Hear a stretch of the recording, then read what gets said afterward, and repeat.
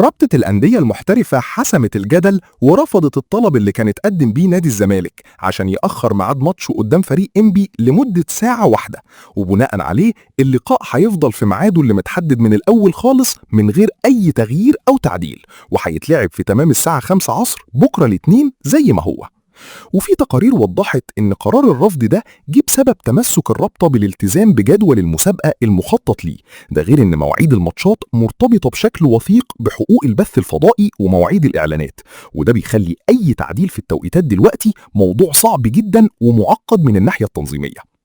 دلوقتي نادي الزمالك بيواصل استعداداته بكل قوة عشان يقابل إنبي ضمن منافسات الجولة الرابعة من مرحلة التتويج في الدوري الممتاز، واللعيبة داخلين الماتش ده ومعنوياتهم في السماء، خصوصا بعد الفوز الغالي والمهم اللي حققوه في الماتش الأخير على فريق بيراميدز بنتيجة هدف مقابل لا شيء.